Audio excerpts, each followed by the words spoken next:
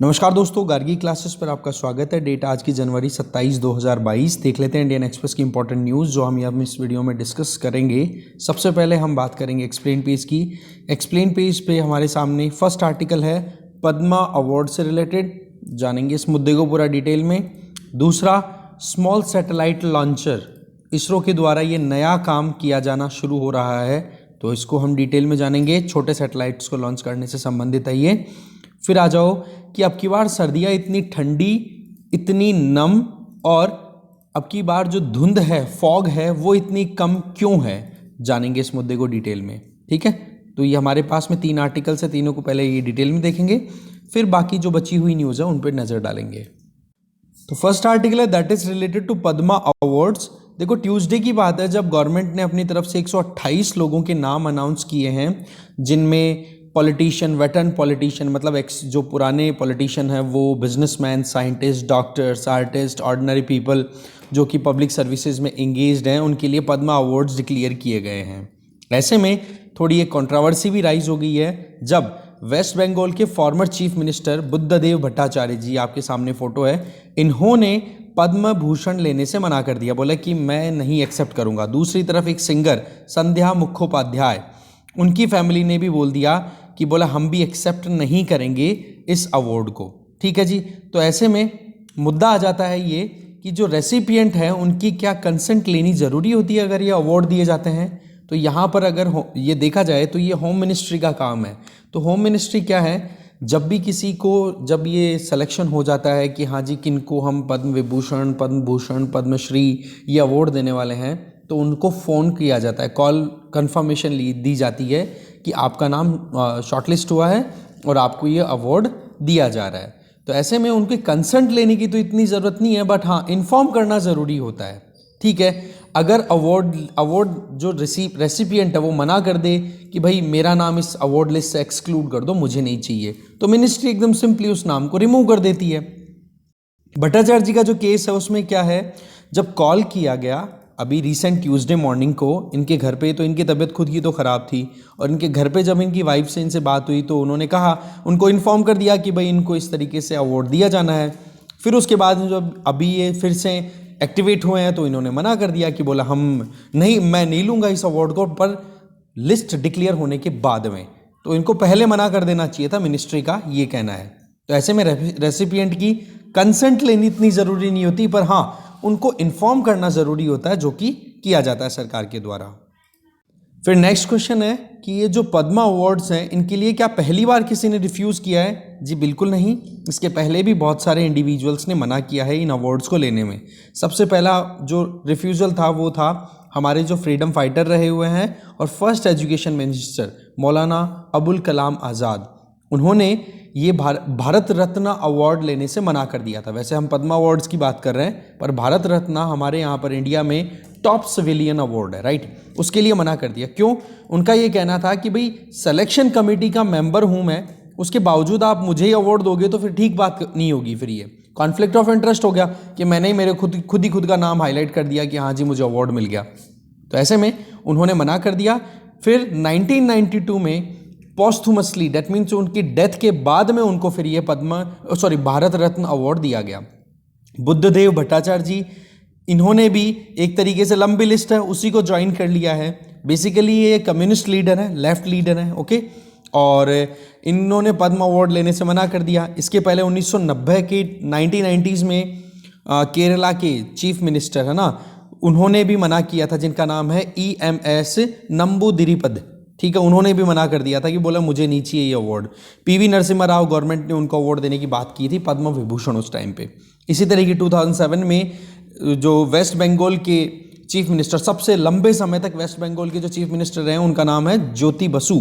अब देखो वो अभी तो है नहीं दुनिया में, उनका डिमाइस हो गया, पर उनको भी पद्म विभूषण अवार्ड देने का प्रपोजल दिया गया था 2007 में, तो उन्होंने मना कर दिया था। ठीक है, इसी तरीके से आप देख सकते हो कि CPM जो है, कम्युनिस्ट पार्टी है ना, उनका ये कहना है, कम्युनिस्ट पार्टी मार्क्सवाद, उनका ये कहना है कि भाई हमारे यहाँ पर हमारी जो पॉलिटिकल पार्टी की हमारे जो नॉर्म्स हैं, हम उसमें स्टेट अवार्ड मतलब सरकार के द्वारा दिए गए अवार्ड्स को एक्सेप्ट नहीं करते। तो ऐसे में बुद्धदेव भट्टाचार्य जी ने भी इसीलिए मना किया। इधर सीपीएम के वेटरन पॉलिटिशियन केरला के चीफ मिनिस्टर, उन्होंने भी मना किया, ज्योति बसु उन्होंने भी मना किया। तो बेसिकली कम्युनिस्ट पार्टी, मार्क्सवादी जो हैं, उनके लीडर्स ने पहले भी मना किया हुआ है। 1973 में फॉर्मर डिप्लोमेट पीएन हक्सर, उन्होंने भी पद्म विभूषण अवार्ड लेने से मना कर दिया। बोले कि यार मैंने कोई काम किया है, उस काम के लिए आप मुझे अवार्ड दे रहे हो तो ये मेरे लिए बोले कंफर्टेबल चीज़ नहीं है, डिस्कम्फर्टिंग है, इसलिए मैं नहीं लूँगा। फिर आ जाओ आगे, रोमिला थापर हिस्टोरियन, इन्होंने भी पद्म भूषण अवार्ड लेने से 2 बार मना किया, 1992 और 2005 में। ये कहा कि ये अवार्ड मैं एक्सेप्ट नहीं कर सकती, मैं अवार्ड्स केवल वही एक्सेप्ट करती हूँ जो मेरे प्रोफेशन से रिलेटेड है। फिर आ जाओ 2002 में, कथक डांसर सितारा देवी, उन्होंने भी पद्म भूषण अवार्ड लेने से मना कर दिया। उन्होंने कहा कि ये मेरी इंसल्ट है, ये कोई ऑनर नहीं है मेरे लिए, क्योंकि मेरे जूनियर्स को मेरे से पहले मिल गया है, मेरे साथ में दिया जा रहा है पद्म विभूषण। इसके अलावा बॉलीवुड स्क्रिप्ट राइटर सलीम, ठीक है, जहाँ तक मुझे समझ में आ रहा है सलीम ये सलमान खान के पिता जो हैं वो ही है, तो उन्होंने भी पद्मश्री लेने से मना कर दिया था, ये कह के कि भाई बहुत लेट हो गए आप लोगों ने, बहुत लेट मुझे ये अवार्ड देने की बात कही है 2015 में। 2019 में गीता मेहता, जो कि उड़ीसा के जो चीफ मिनिस्टर है करण, नवीन पटनायक उनकी सिस्टर हैं, उन्होंने भी बोल दिया कि बोला मुझे नहीं चाहिए अवार्ड 2019 में, कारण कि उस टाइम पे उड़ीसा में स्टेट इलेक्शंस थे, असेंबली इलेक्शन, तो बोले इलेक्शंस पे इसका नेगेटिव इफेक्ट जाएगा। तो ऐसे में अब बात आ जाती है कि पद्म अवार्ड है क्या, इनके बारे में जानना। देखो ये इंडिया के हाईएस्ट सिविलियन ऑनर्स में है। सबसे पहला नंबर तो आता है भारत रत्न का, और फिर में पद्म अवार्ड। अनाउंसमेंट कब होता है? रिपब्लिक डे ईव को, ठीक है, 26 जनवरी वाले दिन। इसमें आप देख सकते हो पद्म विभूषण है वो एक्सेप्शनल एंड डिस्टिंग्विश सर्विसेज के लिए, कि पब्लिक के लिए आप कोई पब्लिक सर्विसेज में लगे हुए हो जो कि वाकई में आउटस्टैंडिंग है, या फिर आपकी जो वर्क है दैट इज एक्सेप्शनल, कि आउटस्टैंडिंग, बहुत ही शानदार आप परफॉर्म कर रहे हो, तो पद्म विभूषण। पद्म भूषण के लिए किसी भी डिस्टिंग्विश सर्विस प्रोवाइडर या हायर ऑर्डर के जो कोई भी सर्विसेज दे रहे हैं लोगों के लिए, उनको पद्म भूषण दिया जाता है। और डिस्टिंग्विश सर्विसेज की हाँ जी काम है, बड़ा अच्छा है, रिकग्निशन मिलना चाहिए, तो उनको पद्मश्री। तो इस तरीके से भारत रत्न तो हाईएस्ट सिविलियन ऑनर हो गया इंडिया का, फिर उसके बाद में पद्म विभूषण, पर फिर पद्म भूषण, फिर पद्मश्री, ठीक है। तो ऐसे में आप देख सकते हो इसमें डिफरेंट फील्ड्स पे फोकस किया जाता है। जैसे कि आप देख सकते हो सोशल वर्क, आर्ट से रिलेटेड सोशल वर्क हो गया, public affairs, science and engineering, trade, industry, medicine, literature, education, civil services, sports, इनमें कोई भी अगर अच्छा परफॉर्म कर रहा है तो उनकी कैटेगरी के अकॉर्डिंग उनको अवार्ड दे दिया जाता है। साथ में ये भी देखा जाता है कि ये जो एक्टिविटीज़ है जिनके बेसिस पर रिकग्निशन मिल रहा है, जिनको ऑनर देने की बात की जाती है, क्या वो इंडियन कल्चर को प्रमोट कर रहे हैं कि नहीं, प्रोटेक्शन कर रहे हैं कि नहीं, ह्यूमन राइट्स का, वाइल्ड लाइफ प्रोटेक्शन कर रहे हैं कि नहीं, और अदर कैटेगरीज में भी इनका क्लासिफिकेशन देखा जाता है। पद्म अवार्ड्स जो हैं शुरुआत हुई थी इनकी 1954 में, उसी टाइम पे भारत रत्न भी शुरू हुए थे। उस टाइम पर भारत रत्न नाम तो था ही, बाकी पद्म अवार्ड जो थे उनके नाम इस तरीके से नहीं थे जो आज हम पढ़ते हैं। पहले था सिर्फ और सिर्फ पद्म विभूषण, केवल एक नाम, बाकी इसकी 3 कैटेगरीज कर रखी थी, पहला वर्ग, दूसरा वर्ग और तीसरा वर्ग। अब पहला वर्ग जो है टाइम के साथ में फिर बाद में ये थोड़ा कन्फ्यूजन टर्मिनोलॉजी करने लग गई, तो फिर बाद में एक प्रेसिडेंशियल नोटिफिकेशन इशू करवाया गया 8 जनवरी 1955 को, मतलब अगले ही साल, और उसके बाद में पहला वर्ग का नाम तो कर दिया पद्म विभूषण, दूसरा वर्ग का कर दिया पद्म भूषण, और तीसरा वर्ग का कर दिया पद्म श्री। तो इस तरीके से ये नाम यहाँ पर नॉमेनक्लेचर जो है वो चलती है अवार्ड्स की। फिर आ जाओ 1978 और 79, ये 2 साल। इसके अलावा 1993 और से लेकर के 1997 इस टाइम पे पद्मा अवार्ड्स का अनाउंसमेंट नहीं हुआ, ये आप ध्यान रखें। मतलब हर साल होता है, पर 1978, 79 और 1993 टू 97 इन सालों में अनाउंसमेंट नहीं किए गए थे पद्मा अवार्ड से रिलेटेड। फिर बात आ जाती है कि इन अवार्ड्स के साथ में क्या रिवॉर्ड दिए जाते हैं। तो कैश तो दिया नहीं जाता है, बाकी एक सर्टिफिकेट होता है, एक मेडल दिया जाता है। अच्छा, मेडल है वो जो विनर है, अवार्ड जिनको दिया गया है, वो मेडल पहन करके कोई भी गवर्नमेंट फंक्शन या पब्लिक गैदरिंग में जा सकते हैं, उसमें कोई डाउट नहीं है। पर एक चीज़ ध्यान रखें, ये जो अवार्ड दिए जाते हैं इनमें कोई टाइटल नहीं दिया जाता। टाइटल का मतलब कि कोई भी अपने नाम के आगे यूँ लगाए कि पद्मश्री दिस वन, पद्मश्री फलाना, पद्मश्री ढिमका, इस तरीके की चीज़ें नहीं चलती हैं। तो टाइटल कन्फर्मेंट नहीं होता है यहाँ पर, और ये एक्सपेक्टेड रहता है कि जो भी इंडिविजुअल जो ऑनर ले चुके हैं इन अवार्ड्स का, वो ना तो इन अवार्ड्स का प्रीफिक्स लगाएंगे अपने नाम के आगे, ना ही नाम के बाद में सफिक्स लगाएंगे। ठीक है, पद्म अवार्डी जो है, एक बार अगर कोई अवार्ड जीत लेता है तो दूसरा जब अवार्ड उसको देना है तो कम से कम 5 साल का गैप होना चाहिए। ठीक है, जो एक अवार्ड मिल गया उससे दूसरे अवार्ड में। ठीक है, इसके अलावा 120 अवार्ड्स एक साल में अनाउंस किए जा सकते हैं, 120। ठीक है, अब की बार आपको पता है 128, तो वो 8 जो है ना वो पोस्टहुमसली है, दैट मीन्स डेथ होने के बाद के नाम है, या फिर कोई एनआरआई को दिया है या किसी फॉरेनर को दिया है। तो 120 तो इंडियंस हो सकते हैं जो कि जिंदा हैं, बाकी पोस्टहुमसली कोई एनआरआई है, नॉन रेजिडेंट इंडियन है, कोई फॉरेनर है, उनको अगर अवार्ड दिया जाता है तो 120 से प्लस में जा सकती है काउंटिंग। ओके, इसके आगे, वैसे तो नॉर्मल सर्कमस्टांसेस में पोस्टहुमसली अवार्ड नहीं दिए जाते हैं ये वाले, पर हाँ अगर कोई हाईली डिजर्विंग केस है कि वाकई में उनको तो मिलना ही चाहिए, तो फिर उनको फिर देखो गवर्नमेंट फिर केस टू केस कंसिडर करके देती है। एलिजिबल कौन है? देखो सब लोग, ऑल पर्सन्स जिनमें कोई डिस्क्रिमिनेशन नहीं होगा, चाहे रेस के नाम पे देखो, चाहे ऑक्यूपेशन पे, चाहे पोजीशन, चाहे सेक्स, तो मतलब हर कोई एलिजिबल है थ्रू आउट वर्ल्ड। ठीक है ना, ये ध्यान रखें, यहाँ पर सिटीजनशिप और ये चीज़ें नहीं दी हुई है। ठीक है ना, तो इनमें कोई डिस्टिंक्शन नहीं दिया जाता है। आपको पता है फॉरेनर्स को भी मिलते रहते हैं ये अवार्ड। तो ऐसे में सवाल ये है, अगर इसमें आपको थोड़ी और क्लैरिटी लेकर के आनी है तो आपको मैं बताता हूँ, आप पढ़ो जो नितिन सिंघानिया वाली बुक है, उसमें इन अवार्ड्स के बारे में बेसिक दिया हुआ है, और अब की बार प्रीलिम्स में क्वेश्चन भी था, तो थोड़ा पढ़ लेना उसको। कल भी मैंने बोला था आपको, अगर अभी तक नहीं पढ़ा है तो आप पढ़ो उसको। तो गवर्नमेंट जो है, गवर्नमेंट सर्वेंट है उनको नहीं मिलेगा, ये थोड़ा ध्यान रखना अपने को। गवर्नमेंट सर्वेंट जो कि पब्लिक सेक्टर अंडरटेकिंग में काम कर रहे हैं उनको नहीं मिलेगा। हाँ, कोई डॉक्टर या अगर साइंटिस्ट है उनको भले ही ये अवार्ड दे दिए जाएंगे। ठीक है, जो कि गवर्नमेंट के अंडर में काम कर रहे हैं और वो सिविल सर्विसेज दे रहे हैं अपनी, राइट। बाकी पब्लिक सेक्टर अंडरटेकिंग या फिर जो गवर्नमेंट सर्वेंट्स हैं वो एलिजिबल नहीं है, ये ध्यान रखें इस अवार्ड के लिए। तो ऑल पर्सन में भी बिल्कुल एक्सट्रीम लिखा हुआ है ना, ऑल पर्सन, तो ऑल में फिर वो गड़बड़ हो जाएगा। ठीक है ना, तो थोड़ा इस स्टेटमेंट को थोड़ा अच्छे से ध्यान रखें आप। फिर अवार्ड में ये देखा जाता है कि इंडिविजुअल ने कोई एक्सेप्शनल अचीवमेंट किए हैं, डिस्टिंग्विश काम किया है जो वाकई में रिकग्नाइज होना चाहिए सोसाइटी में। ठीक है, कुछ ऐसी एक्टिविटीज़, कुछ ऐसे डिसिप्लिन्स में काम किया है। ठीक है ना, वो सारी चीज़ें। पब्लिक सर्विस हो गया, लॉन्ग लास्टिंग, लॉन्ग सर्विस, लंबे समय तक अगर वो करते रहे, ऐसा नहीं कि केवल अवार्ड लेने के लिए हाईलाइट हो गए, ऐसा नहीं होता, लंबे समय तक काम करना होता है। ठीक है ना, एक्सेप्शनल एक्सीलेंस प्लस होना चाहिए, मतलब बहुत ही बढ़िया अपने फील्ड में एक्सपर्ट होने चाहिए वो, और उनका लंबे समय का काम का तजुर्बा होना चाहिए और करते रहने चाहिए।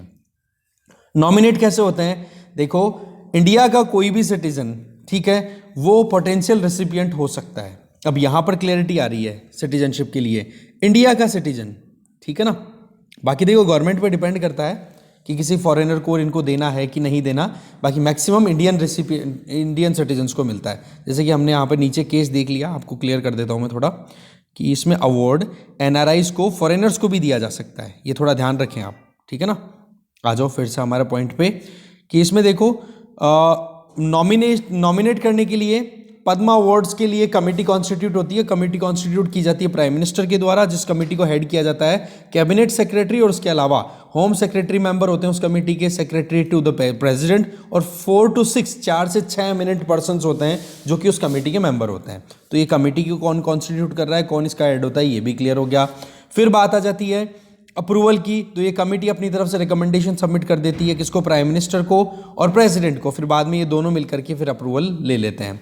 आ जाओ जी फिर, कि कहाँ से किस तरीके से प्रोसेस होता है। ऑनलाइन एप्लीकेशन के लिए डेटिंग फिक्स है, यहाँ पर आप देख सकते हो डेट दी हुई है 1 मई से लेकर के 15 सितंबर के बीच में हर साल पोर्टल ओपन होता है, जहाँ पर कोई इंडिविजुअल खुद और दूसरे किसी का भी नाम ले सकता है कि हाँ जी इसको अवार्ड मिलना चाहिए। उसमें वो अपनी सारी डिटेल एंटर करेंगे, जिसको भी नॉमिनेट करना चाह रहे हैं उसकी पूरी डिटेल डालेंगे। डिटेल में एक 800 वर्ड्स का 800 वर्ड्स का ऐसे भी होगा। ऐसे किससे रिलेटेड कि जिस इंडिविजुअल को आप नॉमिनेट कर रहे हो या जिस ग्रुप को आप इंडिविजुअल को आप नॉमिनेट कर रहे हो उससे संबंधित, उसके काम से संबंधित उसको इलेबोरेट करते हुए एक बड़ा सा निबंध देना पड़ेगा कि हाँ जी इतना अच्छा काम कर रहे हैं ये।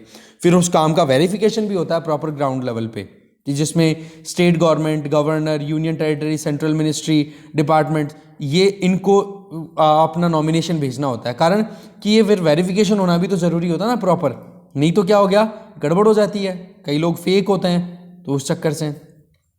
फिर फाइनल लिस्ट प्रिपेयर करने के लिए सेंट्रल एजेंसीज में ये पूरा डिस्कशन होके फिर लिस्ट बन जाती है, और लिस्ट बनने के बाद में आपको पता है अवार्ड देने का जो प्रोसेस है, ठीक है ना। तो कोई रिजिड क्राइटेरिया नहीं है सिलेक्शन के लिए कि हाँ ये फुलफिल होना ज़रूरी है, वो डिपेंड करता है कि क्या सर्कमस्टांसेस हैं, लाइफ टाइम अचीवमेंट क्या है उस इंडिविजुअल का, क्या काम कर रहा है, हमारे देश के लिए कितना फ़ायदेमंद है वो काम, ये सारी चीज़ें कंसिडर की जाती है, ठीक है ना। आगे चलते हैं। नेक्स्ट है स्मॉल सैटेलाइट लॉन्च व्हीकल। ये क्या है इसके बारे में हम जानते हैं पूरी डिटेल। देखो, इंडियन स्पेस रिसर्च ऑर्गेनाइजेशन के जो चेयरमैन अभी करंटली, उनका नाम है डॉक्टर एस सोमनाथ। उन्होंने ये कहा है कि अभी मीटिंग हुई है उनकी minister of state for space, जिनका नाम है जितेंद्र सिंह, उनके साथ में, कि इसरो जो है वो इंडिजीनसली हमारा लोकली डेवलप्ड जो लॉन्च रॉकेट है उसको जल्दी ही अंडर ऑपरेशन लेकर के आने वाला है। वैसे तो प्रोग्राम था 2019 में लाने का, बट कोविड की वजह से डिले होता चला गया, और अभी डेट फिक्स की गई है अप्रैल 22, ठीक है, अप्रैल 2022, ठीक है। और इसको हम क्या बोलेंगे, स्मॉल सैटेलाइट लॉन्च व्हीकल। जैसे कि नाम से पता पड़ रहा है, स्मॉल सैटेलाइट, छोटे सैटेलाइट्स को लॉन्च करने के लिए ये व्हीकल काम आएगा, ठीक है। अभी देखो, ये जो डॉक्टर सोमनाथ है, इन्हीं की लीडरशिप में, जो अभी इसरो के चेयरमैन हैं, उन्हीं की लीडरशिप में ये डेवलपमेंट हुआ है। और इसका नाम क्या होगा, अभी जो देखा जाए, मतलब अभी जो ये बातचीत हो रही है, ठीक है, तो PIB में जो न्यूज़ रिलीज हुई है उसमें क्या बोला गया है, SSLV small satellite launch vehicle D1 माइक्रोसेट, जो कि लॉन्च कर दिया जाएगा अप्रैल 2022 में, ठीक है जी। अब इसके ऊपर देखो, डॉक्टर सोमनाथ की लीडरशिप में काम हुआ, इन्हीं के अंडर में डिज़ाइन हुई, डेवलपमेंट हुई SSLV की। और ये काम कहाँ पर हुआ, विक्रम साराभाई स्पेस सेंटर, जो कि थिरुवनंतपुरम में लोकेटेड है। 2018 के बाद से इस पर लगातार काम हो रहा है। वैसे तो शुरुआत तो होनी थी 2019 में लॉन्चिंग की, पर वही चीज़ है, कोविड क्राइसिस की वजह से ये डिले होता चला गया। अब आ जाओ, व्हीकल जो है स्मॉल सैटेलाइट लॉन्च व्हीकल, इसकी स्टार्ट्स क्या कहती है, इसमें क्या इंपॉर्टेंट इनकी फीचर्स हैं। तो ये देखो, 500 किलोग्राम का जो सैटेलाइट है उसको लो अर्थ ऑर्बिट में ले जा करके लॉन्च कर सकता है, पहली चीज़। SSLV जो है वो आप मानो सबसे छोटा लॉन्च व्हीकल होगा इंडिया की तरफ से, जिसकी खुद की वजन कितनी होगी, 110 टन की। तो ऐसे में एक तो इसको डेवलप करने में टाइम नहीं लगेगा, एक लॉन्चिंग में नॉर्मल कंडीशंस में जैसे PSLV से लॉन्चिंग करनी है ना, तो उसमें लगभग 70 दिन का टाइम लगता है प्लानिंग को लेकर के और उसकी पूरी प्रिपरेशन में, और इसमें केवल बोले 72 घंटे में लॉन्चिंग की प्रोग्राम करो और लॉन्च कर दो। दूसरा, PSLV या फिर GSLV जैसे बड़े प्रोजेक्ट होते हैं, बड़े काम जो होते हैं, उनमें 60 लोगों की ज़रूरत होती है। बोले इसमें केवल 6 लोग मिलकर के काम कर लेंगे तो ही काम हो जाएगा। दैट मीन्स कम जॉब का प्रेशर, जॉब का जो एरिया है, वाइडनेस है, वो थोड़ी कम होगी, कॉस्टिंग रिड्यूस हो जाएगी, टाइम कम हो जाएगा। कॉस्टिंग आप देखो, बोला 30 करोड़ रुपए तक के खर्चे में तो हम लॉन्च कर देंगे, ठीक है, सैटेलाइट को। तो ये अपने आप में ये स्टेटमेंट अभी जो करंट इसरो के चेयरमैन है उनका नहीं है, ये फॉर्मर इसरो चेयरमैन के सिवान का है 2019 में। बोले इतनी अच्छी फीचर्स के साथ में ये डेवलप हो चुका है। SSLV का अगर मार्केट देखें तो मार्केट में आने से पहले ही एडवांस बुकिंग हो रखी है इसकी, ठीक है ना, जिसमें डेवलपिंग कंट्रीज़ को, जैसे अभी कोई इमर्जिंग इकोनॉमी है, वो अपने खुद के सैटेलाइट लॉन्च करना चाहे तो उनके लिए इतना सस्ता फैसिलिटी अवेलेबल है, और क्या चाहिए उनको। दूसरा, प्राइवेट कॉर्पोरेशन, सीधी सी बात है, प्राइवेट कॉर्पोरेशन कंपनीज है, वो भी अपने लिए अपनी कम्युनिकेशन को इंक्रीज़ करने के लिए यूज़ करना चाहेंगी।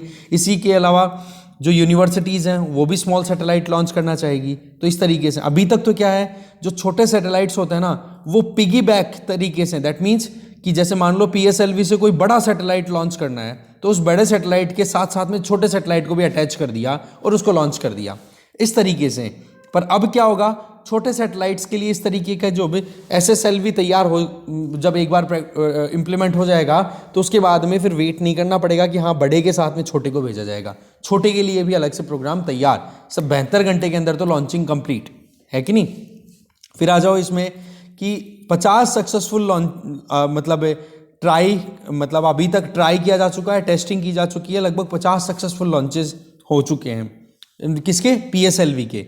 पीएसएलवी में क्या है, अभी तक 50 से ज़्यादा सक्सेसफुल लॉन्च इंडिया कर चुका है, और बाकी विदेशी सैटेलाइट्स भी हम लॉन्च कर चुके हैं जिनकी रेंज है लगभग वेट की 1000 किलोग्राम। पर वही चीज़ है कि हम थोड़ा हल्का अगर लॉन्च करना चाहे तो पीएसएलवी थोड़ा ना यूज़ करेंगे, वो तो बहुत कॉस्टली पड़ता है। तो ऐसे में सस्ते में और कम टाइम में काम हो, इसके लिए एसएसएलवी बहुत बढ़िया ऑप्शन हमारे पास में अवेलेबल हो जाएगा। बुकिंग की बात करें, यूएस स्पेस लॉन्च सर्विसेज ने ऑलरेडी बोल दिया कि भाई हमें स्पेस फ्लाइट करनी है इंटरमीडिएरी, ठीक है। इसके अलावा इसरो ने और भी अपनी एंगेजमेंट्स बढ़ा रखी हैं, खुद भी अपनी तरफ से ओपन कर रहा है कि हाँ हम भी जो हैं इंडियन जो प्राइवेट कंपनीज़ हैं या कोई यूनिवर्सिटी है उनके जो माइक्रो सैटेलाइट्स होते हैं उनको लॉन्च करना है इसके लिए। तो ये चीज़ें यहाँ पे बताई जा रही है। लो अर्थ ऑर्बिट का हम बात कर ही चुके हैं। इसके आगे देखो, इधर आ जाओ। हाँ, फॉरेनर्स भी इस चीज़ को लेकर के बहुत ज़्यादा एनकरेज फील कर रहे हैं कि वो भी कहीं ना कहीं अपने छोटे सैटेलाइट्स को लॉन्च करने के लिए बात कर रहे हैं, ठीक है। फ्यूचर सिनर्जी की बात करो तो एसएसएलवी ग्रेटर सिनर्जी प्रोवाइड कराएगा, क्योंकि सीधी सी बात है छोटे सैटेलाइट को लॉन्च करने के लिए बड़ी, भाई सीधी सी बात है, सुई की जगह तलवार कहाँ काम आएगी, सुई की जगह तो सुई काम आएगी। तो छोटा सैटेलाइट तो छोटा लॉन्चिंग व्हीकल, ठीक है। प्राइवेट इंडियन इंडस्ट्रीज के लिए सपोर्ट हो जाएगा।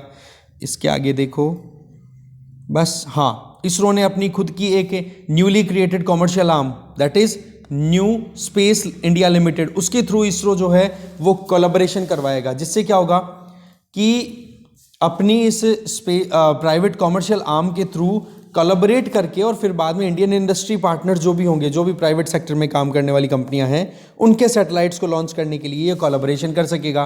तो न्यू स्पेस इंडिया लिमिटेड ये इसरो के द्वारा ही बनाई हुई है, तो इसके बारे में एक बार आप जरूर पढ़ोगे, ठीक है ना। गवर्नमेंट के द्वारा इस्टेब्लिश की हुई ये कॉमर्शियल आर्म है इसरो की, ठीक है ना। आप कॉमर्शियल वर्ड आ गया तो इसका मतलब प्राइवेट सेक्टर से कोलैबोरेशन करो, और यूनिवर्सिटीज या प्राइवेट सेक्टर की जो भी कंपनियां उनके सैटेलाइट्स को लॉन्च करने के लिए ये अपने आप में इसरो का फेस रहेगी। क्या? New space India limited. तो एसएसएलवी एक बार तैयार हो गया, टेक्नोलॉजी अपने आवाज में तैयार है, तो फिर बाद में क्या प्रॉब्लम हो जाएगी। बस एक बार जो ट्राई है वो कर लिया जाए प्रॉपर, ठीक है, सक्सेसफुल प्रोजेक्ट्स होने लग जाएं तो फिर बाद में एक और ऑप्शन खुल जाएगा।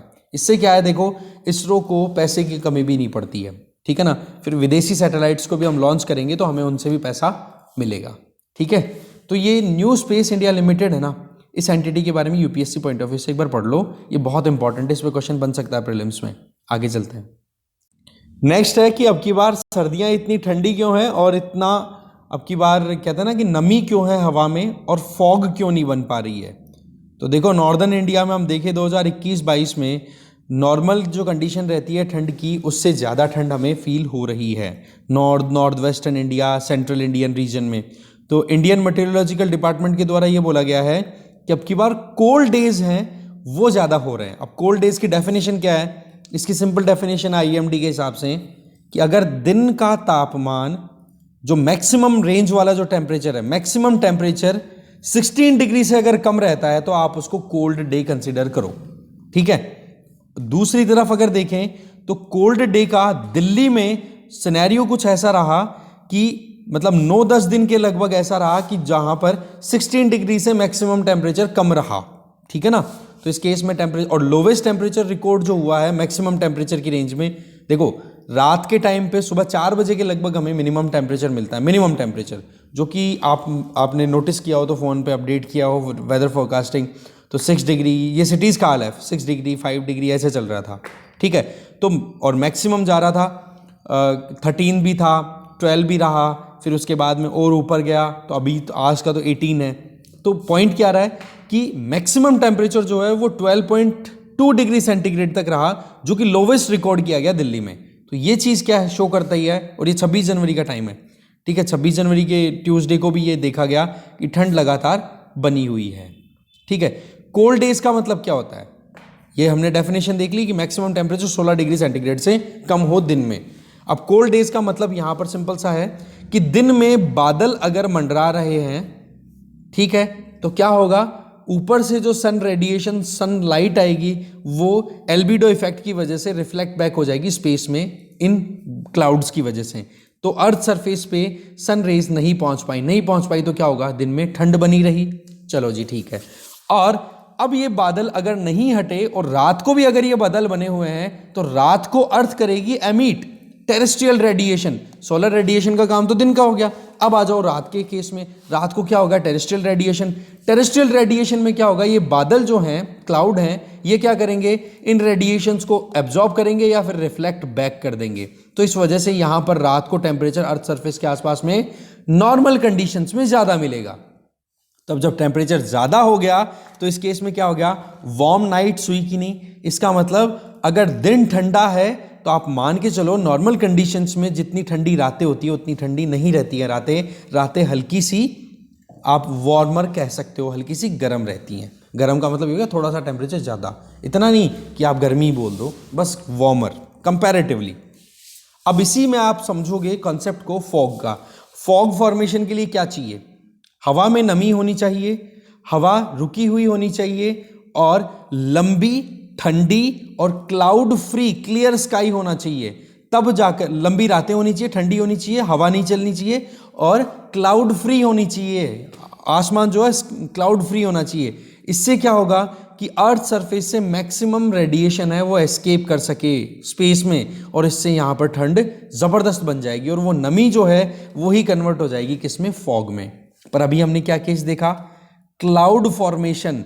क्लाउड अगर है तो यहाँ पर टेम्परेचर क्या रहता है, नीचे ज़्यादा, इतनी ठंड नहीं बन पाती कि वो जो मॉइस्चर है हवा में वो इसमें कन्वर्ट हो जाए फॉग में। इसलिए फॉगी नाइट्स नहीं हो पा रही हैं अब की बार, ठीक है। जितनी हुआ करती हैं उतनी धुंध नहीं पड़ रही है। और ये क्वेश्चन प्रीलिम्स में आया हुआ है, बेसिक कॉन्सेप्ट पे बेस्ड है, जो फंडामेंटल्स ऑफ फिजिकल ज्योग्राफी, जो आपकी 11th की बुक है ना, ज्योग्राफी वाली, प्रिंसिपल्स फंडामेंटल्स, उसको एक बार देखोगे तो उसी में दिया हुआ है ये पूरा कॉन्सेप्ट, ठीक है। इसके आगे वेदर सिस्टम की बात करें तो वेस्टर्न डिस्टर्बेंसेस हमारे यहाँ पर ठंड अच्छी खासी लेकर के आते हैं। उसके कारण क्या है वो देखते हैं एक बार। देखो, अरेबियन सी से जो वेस्टर्न साइक्लोनिक डिस्टर्बेंसेस लिफ्ट होते हैं वो हमारे यहाँ पर रेनफॉल कराते हैं, जिसको हम क्या बोलते हैं, मावट। और नॉर्दर्न इंडिया में पर्टिकुलरली हिमाचल, उत्तराखंड और जम्मू कश्मीर में स्नोफॉल करवाते हैं वही वेस्टर्न डिस्टर्बेंसेस। तो अब की बार फ्रीक्वेंसी और इंटेंसिटी दोनों इन वेस्टर्न डिस्टर्बेंसेस की बहुत ज़्यादा रही, जिसकी वजह से हमारे यहाँ पर स्नोफॉल भी अच्छा रहा और रेनफॉल भी अच्छा रहा, जिसकी वजह से हमारे यहाँ पर ठंड अच्छी खासी रही। इवन महाराष्ट्र में भी हेल स्टॉर्म मतलब ओलावृष्टि देखी गई है, आप देखो। और तमिलनाडु में भी रेनफॉल देखा गया। तमिलनाडु में तो वैसे नॉर्थ ईस्टर्न मानसून जब होता है, दैट मीन्स मानसून जब रिट्रीट कर रहा होता है, विड्रॉ कर रहा होता है, तो उस टाइम पे Coromandel coast, that means Tamil Nadu और आंध्र प्रदेश वाले एरिया में बारिश होती है। तो सेम चीज़ बोले अब की बार प्रिवेल कर ही रही थी और रही सही में। वेस्टर्न साइक्लोनिक डिस्टर्बेंसेज आए तो और ठंड हो गई। एक ला नीना इफेक्ट भी प्रिवेल कर रहा है। अब ला नीना इफेक्ट में सिंपल सी बात है, क्या होता है कि जो साउथ अमेरिका है, साउथ अमेरिका में जो पेरुवियन कोस्ट है, पेरू की तरफ, ठीक है, वहां पर अगर ठंड अच्छी पड़ती है तो वहां पड़ गया हाई प्रेशर। हाई प्रेशर बन गया तो हमारी तरफ हवाओं को ये धकेलता है हाई प्रेशर, ठीक है ना। तो ला नीना की कंडीशन प्रिवेल कर गई, तो इस वजह से वेस्टर्न साइक्लोनिक डिस्टर्बेंसेस को और ज़्यादा पुश मिल गया और रेनफॉल हमारे यहाँ पर अच्छा खासा और रिसीव हो गया। मतलब आप देखो कि दिल्ली में अगर नमी की बात करें तो पिछले 122 सालों में सबसे ज़्यादा रेनफॉल रिसीव हुआ है दिल्ली में। अब आप देख लो कि कितना कहाँ पर रेनफॉल हुआ है, ये यहाँ पर डिटेल दी हुई। दिल्ली नहीं, उत्तराखंड में भी देखो, हिमाचल में भी देखो, जम्मू कश्मीर में भी देखो, ठीक है ना। प्रिसिपिटेशन जिसको हम बोलेंगे, जिसमें अगर ज़्यादा ठंड है तो स्नोफॉल हो जाएगा, थोड़ी कम ठंड है तो रेनफॉल हो सकता है, ठीक है। तो ये चीज़ यहाँ पे बताई जा रही है। दिल्ली में हर साल लगभग 278 घंटे, अब की बार देखो फॉगी नाइट्स नहीं हुई है, मतलब इतनी ज़्यादा धुंध नहीं पड़ी है, ठीक है। नॉर्मली अगर देखें ना तो लगभग 278 घंटे एक साल में दिल्ली में धुंध पड़ती है, ठीक है ना, जो कि अब की बार बहुत ही कम रही। कितनी, अराउंड 75 आवर्स। तो आप देख सकते हो कितनी कम धुंध बनी। कारण हमने देख लिया क्लाउडी नाइट, ठीक है। यही चीज़ें बताई जा रही है। बाकी फसल को नुकसान बहुत हुआ है। देखो, नॉर्मली देखा जाए तो मावट अच्छी रहती है, पर जब मावट ज़्यादा आ जाए ना तब फिर वो अपने आप में पाले का काम कर देती है। पानी गिर गया, फिर फिर ठंड पड़ गई तो पानी जम जाता है, और जमा हुआ पानी तो फिर प्लांट्स को डैमेज ही करता है। तो ऐसे में नासिक वाले एरिया में तो ग्रेप्स, जो अंगूरों की फसल है वो बिगड़ गई, एमपी में चना बिगड़ गया, राजस्थान में मस्टर्ड जो सरसों की जो खेती है वो बिगड़ गई। कारण कि हार्वेस्ट सीजन अब शुरू हो रहा है, तो अब आकर के अगर बारिश करे और फिर ठंड ज़्यादा पड़ जाए तो गड़बड़। क्योंकि रबी की जो क्रॉपिंग है उसका पैटर्न आपको पता है कि जो सोइंग है वो तो हो जाती है नवंबर में, अक्टूबर एंड नवंबर में, और उसके बाद में हार्वेस्टिंग है वो मार्च अप्रैल में कर ही ली जाती है। तो इस केस में रबी की सीज़न में हम जो फसल करते हैं उसको इतनी ज़्यादा नमी की ज़रूरत नहीं होती है, बस हल्की फुल्की सॉइल मॉइस्चर है वो बनी रहे, ठीक है ना। अगर एक्स्ट्रा इरिगेशन कर दिया जाता है क्योंकि ठंड पड़ती है तो पानी फिर डैमेज करना शुरू कर देता है, जला देता है पेड़ पौधों को। तो बोले इस रेन ने थोड़ा नुकसान पहुंचा दिया इन फसलों को, ठीक है जी। तो ये था पूरा हमारा एक्सप्लेन पेज। आगे चलते हैं।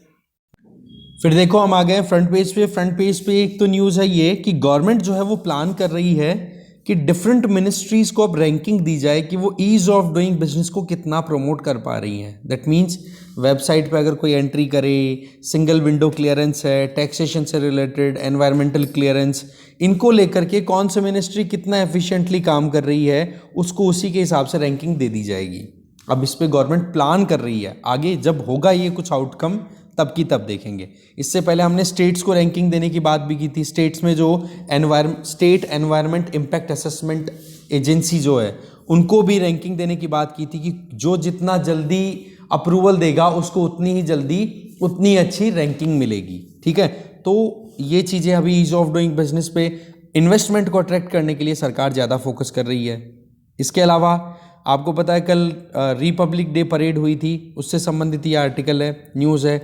इसमें ये बताया जा रहा है, यहाँ पर आप देख सकते हो, ये लेडी यहाँ पे, ये फ्लाइट लेफ्टिनेंट शिवांगी सिंह है, जो कि इंडिया की फर्स्ट वुमेन पायलट है जिन्होंने राफेल उड़ाया, ठीक है ना।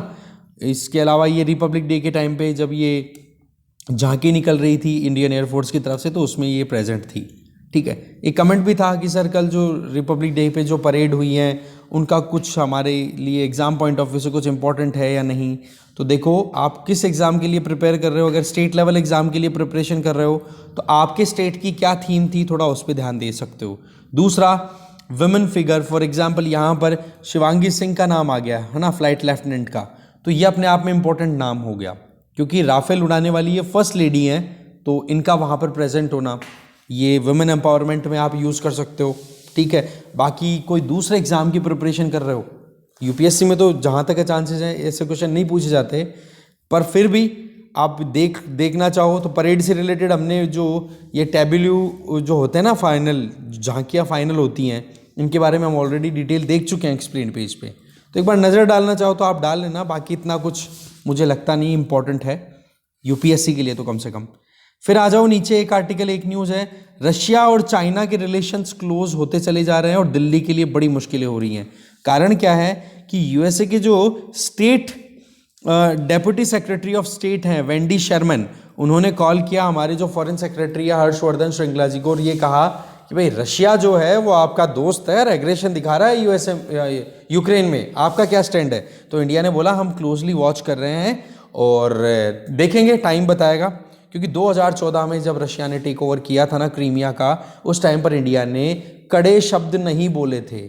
इस चीज़ को लेकर के व्लादिमीर पुतिन ने अपनी तरफ से ऐसे स्टेटमेंट दिए थे कि इंडिया ने बहुत ही अच्छा काम किया, कि हमें क्रिटिसाइज़ नहीं किया, हम ऑनर पे करते हैं, इस तरीके से मतलब बातें बोली गई थी। तो ये जो है ना रशिया के साथ में हमारे रिलेशनशिप, हम रशिया से लगभग हमारी जितनी रिक्वायरमेंट होती है ना मिलिट्री डिफेंस इक्विपमेंट्स की, उसका हम 60% तो रशिया से इंपोर्ट करते हैं। अब एक तरफ तो हमारी रिलेशनशिप रशिया से, और कोल्ड वॉर एरा के टाइम पर भी हमारी यूएसएसआर के साथ में टाइज ज़्यादा अच्छे थे एज़ कम्पेयर टू यूएसए।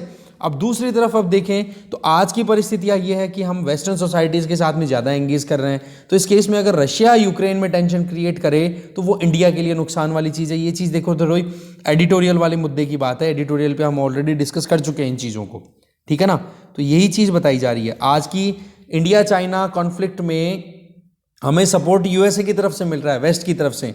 आज हमारे 50,000 से ज़्यादा ट्रूप्स हैं वो डिप्लॉयड हैं एलएसी के पास में, कि चाइना कहीं ज़्यादा एग्रेशन ना दिखाए। तो वहाँ पर ठंड पड़ रही है ज़बरदस्त, तो ठंड में बचने के लिए जो भी किट चाहिए ना वो हमें वेस्टर्न कंट्रीज़ ने सप्लाई किए हुए हैं अभी। तो इस तरीके से कॉन्फ्लिक्ट आ रहा है इंडिया के लिए, टाइट रोप वॉक है, बहुत मुश्किल है अपने आप में। कि यूक्रेन में देखो सबसे बढ़िया तो यही हो कि लड़ाई ना हो, और अगर लड़ाई होती है तो इंडिया के लिए तो चैलेंजेस की कमी नहीं है। पर फिर वही बात आ जाती है, हमें तो हमारा नेशनल इंटरेस्ट देखना है कि कहाँ पर क्या, क्योंकि चाइना को जब काउंटर करना होता है तो हमें यूएस और वेस्टर्न सोसाइटी सपोर्ट कर रही है, और आज की परिस्थिति में चाइना के साथ हमारी टेंशन चल रही है। दूसरी तरफ यूक्रेन में अगर रशिया एंटर हो जाता है तो चाइना उसका सपोर्ट करने के लिए बिल्कुल पीछे नहीं हटेगा। तो इस केस में रशिया चाइना की अगर टाई अप ज़्यादा होती है तो इंडिया के लिए वैसे टेंशन कि हम रशिया से कैसे एंगेज करेंगे। क्यों? क्योंकि चाइना को हमें काउंटर करना है तो हमें यूएसए से एंगेजमेंट रखनी पड़ेगी। क्योंकि आज अगर हमें सैटेलाइट से ऊपर से ओवरव्यू मिलते रहता है ना, रिपोर्ट मिलती रहती है कि क्या पोजीशन चल रही है चाइना के पास में, चाइना की तरफ एलएसी के उधर, तो वो चीज़ें हमें यूएसए के सैटेलाइट से मिल रही है ज़्यादातर। तो इस केस में हम यूएसए से भी नहीं बिगाड़ सकते। तो ये टाइट रॉप वॉक हो गई हमारे लिए कि हम किसको छोड़े। ठीक है, तो लड़ाई ना हो वही हमारे लिए ज़्यादा अच्छा है। बाकी तो टेंशन्स बहुत ज़्यादा बढ़ चुकी हैं, टाइम बताएगा क्या होगा। आगे चलते हैं। अब आ गए हम वर्ल्ड पेज पे। तो वर्ल्ड पेज पे देखो एक न्यूज़ बड़ी इंपॉर्टेंट है, वो ये कि जो बाइडेन एडमिनिस्ट्रेशन के द्वारा अब नई रूलिंग्स निकाल दी गई है, जिसमें ये कि कोई भी स्टार्टअप में काम करने वाले जो लोग हैं वो अगर यूएस में आकर के काम करना चाहे तो उनको अट्रैक्ट किया जाए। आज आपको पता है स्टार्टअप इकोसिस्टम में कितना कंपटीशन है, कितना ज़्यादा नई चीज़ें निकल के आ रही हैं, नई जो क्रिएटिविटी है वो निकल के आ रही है। तो उस चीज़ को भांप करके जो बाइडेन एडमिनिस्ट्रेशन ने अपनी तरफ से एक एक्ट पारित किया है, that is America competes act of 2022। इस एक्ट के अंडर में स्टार्टअप इकोसिस्टम को अमेरिका में और ज़्यादा डेवलप करने के लिए काम करना है। इसमें देखो एक स्पेशल टाइप का वीज़ा है वो इशू किया जाएगा, that will be W1 visa. ठीक है, W1 जो कि नॉन इमिग्रेंट वीज़ा होगा। दैट मीन्स काम के लिए आओ, 8 साल अपनी एक्सपर्टाइज यहाँ पर एक्सप्लोर करो और वापस चले जाओ अपने देश को। तो ऐसे में वर्ल्ड में जो टैलेंट है उसको अट्रैक्ट करने का ये तरीका निकाला गया है जो बाइडेन एडमिनिस्ट्रेशन के द्वारा। ठीक है, तो W1 वीज़ा याद रखें आप, ये स्टार्टअप इकोसिस्टम डेवलप करने के लिए। ओके, आगे चलते हैं। इकोनॉमी पेज पे यूएस फेडरल रिजर्व की मीटिंग हुई और उन्होंने सीधा बोल दिया कि अब हम जल्दी ही इंटरेस्ट रेट को राइज करेंगे, जो कि ऑलरेडी हम कंसर्न ऑलरेडी डिस्कस कर चुके हैं कि यूएसए में अगर इंटरेस्ट रेट राइज हो गई तो इंडिया जैसे इमर्जिंग इकोनॉमीज के लिए इन्वेस्टमेंट अट्रैक्ट नहीं हो पाएगा। कारण क्योंकि यूएसए जैसी इकोनॉमी में कोई जाकर के इन्वेस्ट करे, उसको अच्छा खासा इंटरेस्ट रेट मिले भाई, तो वो क्यों इंडिया जैसी इकोनॉमी में आएगा। तो ये हमारे लिए प्रॉब्लम है थोड़ी सी। दूसरा, वहाँ पर महंगाई बहुत ज़्यादा बढ़ रही है, इसका एक कारण है जिस वजह से वहाँ पर जो डॉलर्स का जो सर्कुलेशन है मार्केट में उसको एब्जॉर्ब करना वहाँ के बैंक की मजबूरी हो रही है। नहीं तो इकोनॉमी अभी भी इतना प्रॉपर ट्रैक पे नहीं है, हमारी भी नहीं है, और यूएसए की तो खैर आ चुकी है, ऐसी बात भी नहीं है।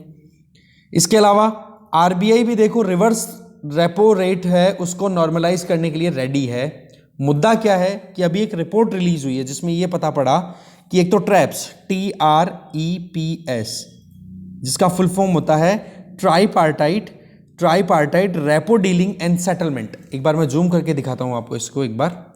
यहां पर आप देख सकते हो ट्राईपार्टी रेपो डीलिंग एंड सेटलमेंट। इसमें क्या होता है कि सरकार को अगर उधार लेना है और लेंडर जो है वो कोई और है, या फिर दो पार्टीज हैं, एक तो बोरोवर है एक लेंडर है, तो इन दोनों को मिलाने के लिए कोई तीसरी पार्टी एंट्री मार ले। जैसे म्यूचुअल फंड का एग्जांपल ले लो। अब म्यूचुअल फंड में आप इन्वेस्ट करते हो और म्यूचुअल फंड ट्रस्ट जो होता है, वो म्यूचुअल फंड मैनेजर वो पैसा इन्वेस्ट करता है किसी कंपनी में ले जाकर के, तो वो बीच में तीसरी पार्टी आई कि नहीं, तो इसको बोलते हैं try party repo dealing and settlement. और दूसरी तरफ हो गई कॉल मनी। कॉल मनी में क्या होता है कि मान लो किसी एक फाइनेंशियल एंटिटी के पास में, वो बैंक हो सकता है फॉर एग्जांपल, बैंकों के पास में डेली ट्रांजैक्शंस के बेसिस पे देखें तो उनके पास में रिजर्व में पैसा अच्छा खासा है। ठीक है, तो इस केस में दूसरे किसी बैंक को अगर पैसों की जरूरत है या दूसरी किसी फाइनेंशियल एंटिटी को पैसे की जरूरत है, तो वो क्या करेगा, यार मुझे एक बार एक दिन के लिए पैसा दे दे, मैं तेरे को कल रिटर्न कर दूंगा। तो ये सिंगल डे के लिए जो पैसा लिया जाता है ना दो फाइनेंशियल एंटिटीज के बीच में, that is known as call money, और उसके लिए जो इंटरेस्ट रेट मिलती है दैट इज कॉल रेट। तो ऐसे में जो रिवर्स रेपो रेट है उसके कंपैरिजन में ये ट्रैप्स और कॉल मनी रेट है वो ज़्यादा चल रही है। तो इस केस में आरबीआई को क्या नुकसान होता है कि लोग जो हैं वो बैंकों में पैसा इन्वेस्ट नहीं करते और बैंक है वो आरबीआई को पैसा इन्वेस्ट नहीं करते हैं। इस चीज़ की वजह से मार्केट में लिक्विडिटी बनी रहती है और लिक्विडिटी बने रहने के चक्कर में मार्केट में अभी इन्फ्लेशन है वो बनी रहती है। तो आरबीआई को इफेक्टिव बनानी है अपनी पॉलिसीज़ को, जिसकी वजह से कि मार्केट में जो लिक्विडिटी है उसको रेगुलेट किया जा सके। तो ऐसे में ये जो रेट्स हैं जिन पे ट्रेड हो रहा है, ट्रेड का मतलब पैसे का लेन देन हो रहा है मार्केट में, इंडियन मार्केट में, उस पर ध्यान देना ज़रूरी है। तो ऐसे में ट्रैप्स और कॉल मनी रेट अगर ये दोनों रिवर्स रेपो रेट से ज़्यादा होती है तो उस केस में आरबीआई के लिए थोड़ा सा मुश्किल, क्योंकि अकोमोडेटिव स्टांस लगा रखा है अभी आरबीआई ने, इसलिए रिवर्स रेपो रेट इनको रिड्यूस कर रखा है। ठीक है, अब क्या है कि ये ट्रैप्स और कॉल मनी रेट ज़्यादा है तो इनकी कंपैरिजन में अब इसको कॉम्पिटिटिव बनाने की बात की जा रही है कि रिवर्स रेपो रेट को अब नॉर्मलाइज किया जाएगा। नॉर्मलाइज का मतलब होता है इंटरेस्ट रेट है वो थोड़ी अब राइज कर दी जाएगी। रिवर्स रेपो रेट का मतलब बैंक जो है वो अपने पास में जो एक्सेस मनी होती है उसको आरबीआई के पास में स्टोर कर देते हैं। हर एक बैंक का अपना अकाउंट होता है आरबीआई के पास में, उसमें पैसा डाल देते हैं और उस पर जो आरबीआई है वो कुछ इंटरेस्ट रेट पे करता है और वो इंटरेस्ट रेट ही रिवर्स रेपो रेट होती है। और इस इंटरेस्ट रेट के फ्रेमवर्क के बेसिस पे ही लेन देन किए जाते हैं दूसरे फाइनेंशियल मार्केट्स में, जो हमारे मनी मार्केट होते हैं वहां पर, इन्वेस्टमेंट में, ऋण में। ठीक है, तो ऐसे में आरबीआई जो है वो इन दोनों, इस रिपोर्ट के बेसिस पे, जो अभी रिपोर्ट रिलीज हुई है उस रिपोर्ट के बेसिस पे, ये रिपोर्ट है यहाँ पर एसबीआईज इको वॉप रिपोर्ट, ठीक है, इको रैप रिपोर्ट, यहाँ देख सकते हो। ठीक है, तो इस रिपोर्ट के बेसिस पे देखा कि भाई हमें भी अब थोड़ा सा रिवर्स रेपो रेट राइज करना पड़ेगा। तो ये है पूरा मुद्दा। अकोमोडेशन का मतलब हो गया इंटरेस्ट रेट रिड्यूस कर देना और नॉर्मलाइजेशन का मतलब होता है इंटरेस्ट रेट को राइज कर देना। ठीक है, तो देखो इस डिस्कशन में जो भी आर्टिकल्स थे उनको हमने डिटेल में देख लिया है। Thank you very much. अच्छा, एक चीज़ और रुको आप, लास्ट न्यूज़ है हमारे लिए, ग्लोबल फर्स्ट, पूरी दुनिया में पहली बार यूरोपियन कमीशन जो है वो डिजिटल राइट्स के आधार पर सिद्धांत या प्रिंसिपल्स या फिर नॉर्म्स क्रिएट कर रहा है। क्योंकि आज आपको पता है टेक्नोलॉजिकल इंटरवेंशन हर जगह पे हो चुका है। ठीक है, तो इस केस में जो एक ह्यूमन है उसके डिजिटल ट्रांजैक्शंस या डिजिटल प्रोफाइलिंग इतना कुछ हो चुके हैं कि जिसकी वजह से उनके जो डिजिटल राइट्स है ना उनको प्रोटेक्ट करना बहुत ज़रूरी हो गया। तो ऐसे में यूरोपियन कमीशन के द्वारा पहली बार कदम उठाया गया है पूरी दुनिया में कि डिजिटल राइट्स मिलनी चाहिए ह्यूमन को। ठीक है, मतलब लोगों के लिए ये चीज़ बताई जा रही है इसमें। तो ये सर डॉक्यूमेंट प्रपोज्ड है, तो जल्दी इस पे काम किया जाएगा।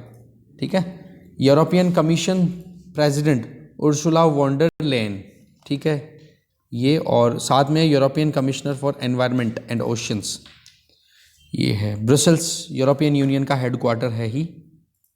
तो इस डिस्कशन में जो भी इंपॉर्टेंट चीज़ें थी वो हमने देख ली है।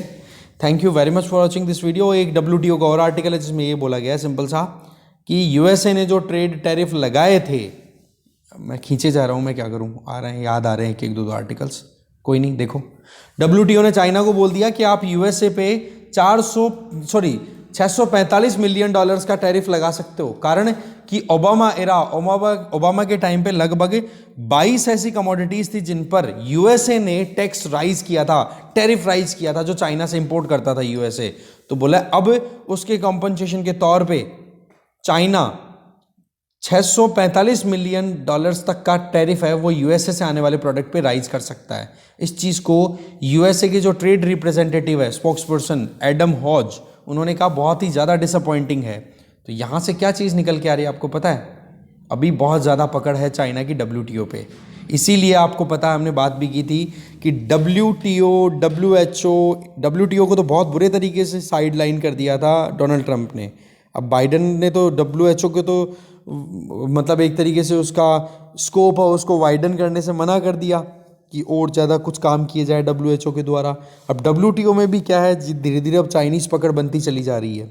ठीक है, तो ये वैसे मल्टीलैटरल प्लेटफॉर्म्स पे जहाँ यूएसए की डोमिनेंस थी वहाँ पर डोनाल्ड ट्रंप के बाद में अब चाइना बहुत ज़्यादा असर्ट करने लग गया है खुद को, और उसी लाइन में ये लाइन मान के चलो आप।